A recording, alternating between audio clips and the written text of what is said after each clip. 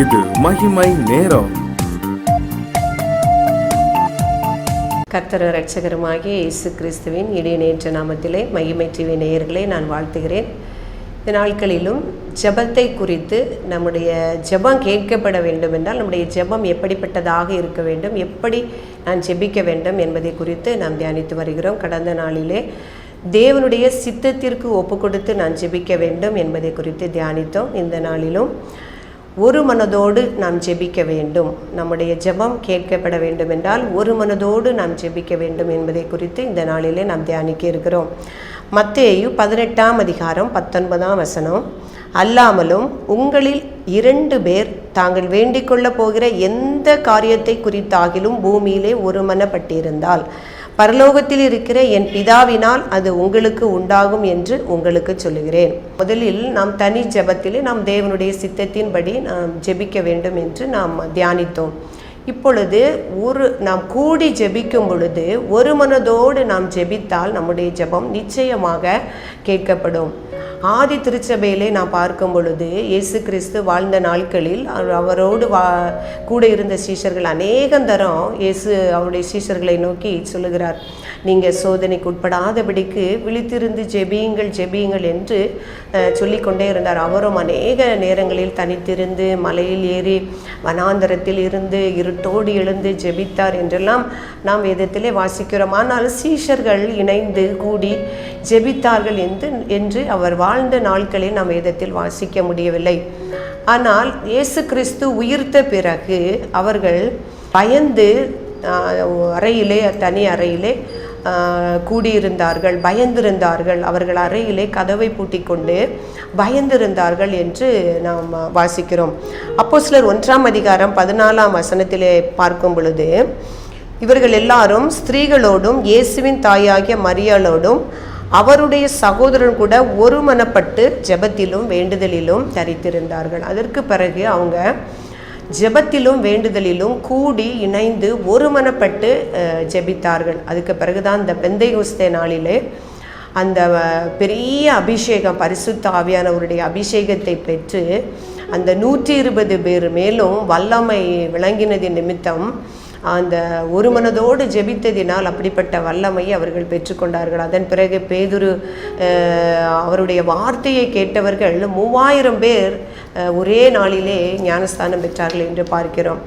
பிரியமானவர்களே, நாமும் இணைந்து ஜெபிக்கும் பொழுது நம்மிடத்தில் ஒரு மனது காணப்படுமானால் அந்த இடத்திலே கர்த்தர் பெரிய அதிசயங்களையும் பெரிய காரியங்களையும் செய்வார். நம்முடைய ஜெபம் கேட்கப்படும். ஒரு மனதோடு ஜெபிக்கும் பொழுது அந்த ஜெபமானது கேட்கப்படும். அந்த 3000 பேரும் இருந்த அந்த ஆதி திருச்சபை நாட்களிலே வாசிக்கிறவர்கள் எப்படி இருந்தார்களும், அந்யோன்யத்திலும் அப்பம் பிட்குதலிலும் அவர்கள் எப்பொழுதும் உறுதியாய் தரித்திருந்தார்கள். ஜெபம் பண்ணுதலிலும் உறுதியாய் தரித்திருந்தார்கள். அந்யோன்யம் அப்படின்னு சொல்லும் பொழுது அவர்களிடத்திலே ஒரு வேற்றுமையே இல்லை, ஒரு மனது, எல்லாருடைய இருதயத்திலும் ஒரு மனது. அந்த 120 பேர் 3000 பேர் எல்லாரும் ஒரு மனதாய் அவர்கள் தனக்கென்று எதுவும் வைத்திராதபடி ஒருமனப்பட்டு தரித்திருந்தார்கள். ஆலயத்திலே தரித்திருந்தார்கள். வீடுதோறும் சென்று அப்பம் விட்டு ஒருவரை ஒருவர் வாழ்த்தி மகிழ்ச்சியோடும் கபடமில்லாத இருதயத்தோடு இருந்தார்கள் என்று வாசிக்கிறோம். அந்த நாட்களில் அனுதினமும் கர்த்தர் ரட்சிக்கக்கூடியவர்களை சபையிலே சேர்த்து கொண்டு வந்தார். பாருங்கள், எவ்வளவு பெரிய ஆச்சரியம். முதலிலே ஜெபிக்க தெரியாதபடிக்கு பயந்து அறையிலே பூட்டி கொண்டிருந்த அந்த அப்போஸ்தலர்கள் அவர்கள் ஒருமனப்பட்டு அந்யோன்யமாகவும் ஜெபித்தது நிமித்தம் அந்த 3000 பேர் ஒரே நாளில் அனுதினமும் கர்த்தர் ரட்சிக்கிறவர்களை சபையிலே சேர்த்து கொண்டு வந்தார் என்று பார்க்கிறோம். இந்த நாட்களிலும் ஒரு ரட்சிப்பை, ஒரு பெரிய எழுப்புதலை ஒரு திருச்சபைகளிலே நாம் காண வேண்டும் என்றால் நாம் இணைந்து அல்லது 2 பேர், ஒன்றுக்கு மேற்பட்டவர்கள் இணைந்து ஒரு மனதோடு ஜெபிப்பதின் மூலம் நம் குடும்பங்களிலும் நம்முடைய திருச்சபைகளிலும் நம்முடைய கிராமங்களிலும் ஒரு பெரிய ஆசீர்வாதத்தையும் ஒரு எழுப்புதலையும் ஒரு ரட்சிப்பையும் நாம் கொண்டு வர முடியும். அந்த ஆதி திருச்சபைகளிலிருந்து நான் வாசிக்கிறது, அது தான் எப்படி ஒரு பெரிய ஒரு ரட்சிப்பை கண்டு கொண்டார்கள். அநேகர் ரட்சிக்கப்பட்டு ஞானஸ்தானம் பெற்று திருச்சபையிலே சேர்ந்தார்கள் என்று வாசிக்கிறோம். அதே போல் பவுலின் நாட்களில் பார்க்கும் பொழுது பவுலும் ஷீலாவும் அவர்கள் சிறைச்சாலையில் அடைப்பட்டு கொண்டிருக்கும் பொழுது இணைந்து ஒரு மனதோடு தேவனை துதிக்க ஆரம்பித்தார்கள். என்ன நடந்தது பார்த்தீங்களா? உடனே அவருடைய ஜெபமானது கேட்கப்பட்டது. அந்த சிறைச்சாலை கதவுகள் பூமி அப்படியே அதிர்ச்சி வந்தது போல அந்த சிறைச்சாலை கதவுகள் எல்லாம் அசைந்து அவர்கள் கட்டுகள் எல்லாம் அறுபட்டு அவர்கள் விடுதலையாய் வெளிவந்தார்கள் என்று நாம் பார்க்கிறோம். எவ்வளவு கிருபையுள்ள தேவன்!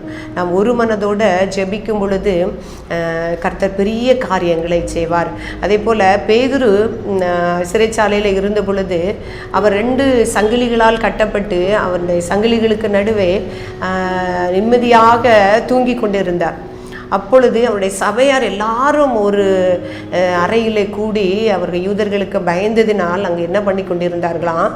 ஜெபித்து கொண்டிருந்தார்கள். அந்த அப்போஸ்தலர் 12ஆம் அதிகாரம் 5ஆம் வசனம், அப்படியே பேதுரு சிறைச்சாலையிலே காக்கப்பட்டிருக்கையில் சபையாக அவனுக்காக தேவனை நோக்கி ஊக்கத்தோடு ஜெபம் பண்ணினார்கள்.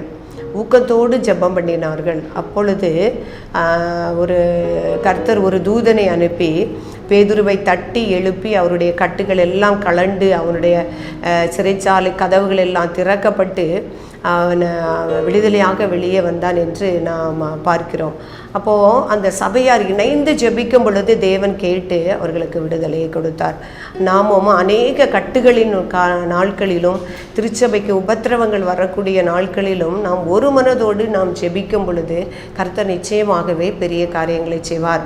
அப்படிப்பட்ட ஒரு மனதை நமக்குள்ளும் நம்முடைய குடும்பங்களுக்குள்ளும் நம்முடைய திருச்சபைகளுக்குள்ளும் தரும்படியாக நாம் தேவனிடத்திலே பிரார்த்திப்போம்.